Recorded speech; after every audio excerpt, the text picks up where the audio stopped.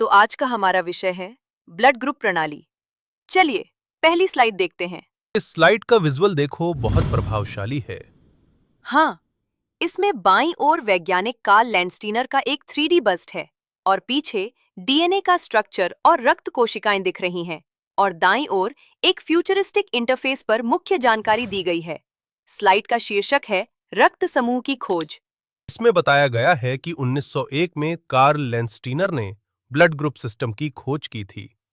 इसी क्रांतिकारी खोज के कारण उन्हें फादर ऑफ ब्लड ग्रुप कहा जाता। खोज का महत्व ये था कि इससे पहले ये पता ही नहीं था कि कुछ लोगों का खून आपस में क्यों नहीं मिलता। 1901 से पहले जब किसी को खून चढ़ाया जाता था तो यह सिर्फ किस्मत की बात होती थी कि वो बचेगा या नहीं। एक तरह से हाँ, उस समय ब्लड ट्रांसफ्यूजन बहुत ज्यादा जोखिम भरा होता था। डॉक्टरों को यही समझ नहीं आता था कि कुछ मामलों में खून आपस में मिलकर जम क्यों जाता है, जिससे मरीज की मौत हो जाती थी। की खोज ने इसी गुत्थी को सुलझा दिया। समझी? ठीक है, अब अगली स्लाइड देखते हैं। में रक्त के दो मुख्य घटकों को 3D में दिखाया गया है। बाईं ओर एक लाल रक्त कोशिका यानी आरबीसी का क्लोजअप है और दाईं ओर यह सुनहरा तरल, यह प्लाज्मा है। यह प्लाज्मा बह रहा है और इसमें एंटीबॉडी तैर रही हैं। तो ये स्लाइड हमें बताती है कि ब्लड ग्रुप दो मुख्य घटकों पर निर्भर करता है, एंटीजन और एंटीबॉडी। आरबीसी की सतह पर होते हैं और प्लाज्मा में एंटीबॉडी होती हैं।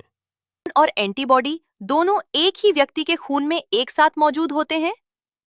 हाँ, दोनों मौजूद होते हैं, लेकिन उनमें खास रिश्ता होता है जिसे हम आगे समझेंगे। यह स्लाइड आरबीसी की सतह का जूम इन 3D विजुअल है। यह दिखाता है कि एंटीजन कोशिका की सतह पर होते हैं। तो एंटीजन का स्थान आरबीसी की सतह है और इसका कार्य खून की पहचान बताना है। इसे आप कोशिका का आईडी कार्ड समझ सकती हैं। अगर किसी के आरबीसी पर कोई एंटीजन न हो तो उसका ब्लड ग्रुप क्या होगा? तब उसका ब्लड ग्रुप ओ होता है। अब यह स्लाइड एंटीबॉडी के बारे में है।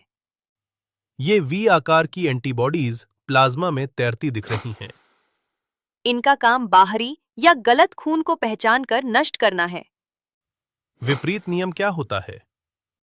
अगर किसी के पास ए एंटीजन है तो उसके प्लाज्मा में एंटी बी एंटीबॉडी होगी। ये अगली स्लाइड एग्लूटिनेशन दिखा रही है। हाँ, जब गलत ब्लड ग्रुप मिलते हैं तो आरबीसी आपस में चिपक जाते हैं। यही प्रक्रिया गलत ब्लड ट्रांसफ्यूजन में होती है। बिल्कुल, और यह जानलेवा हो सकता है। अब ब्लड ग्रुप ए और बी को समझते हैं। ए में ए एंटीजन और एंटी बी एंटीबॉडी होती है और बी में बी एंटीजन और एंटी ए एंटीबॉडी। अब ए बी और ओ ग्रुप। ए बी में दोनों एंटीजन होते हैं, कोई एंटीबॉडी नहीं, यूनिवर्सल रिसीवर। और ओ में कोई एंटीजन नहीं, लेकिन दोनों एंटीबॉडी, यूनिवर्सल डोनर। अगर ओ में दोनों एंटीबॉडी हैं तो समस्या क्यों नहीं होती? क्योंकि ट्रांसफ्यूजन में पैक्ड आरबीसी दिए जाते हैं, प्लाज्मा बहुत कम होता है। ये फ्लोचार्ट नियमों को समरी करता है। ओ सबको दे सकता है, ए बी सबसे ले सकता है। यह आरएच फैक्टर क्या है? यह भी एक एंटीजन है, मौजूद हो तो पॉजिटिव, नहीं हो तो नेगेटिव।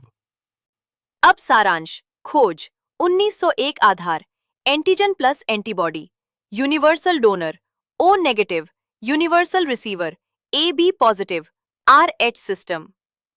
उम्मीद है आज की क्लास आपको पसंद आई होगी।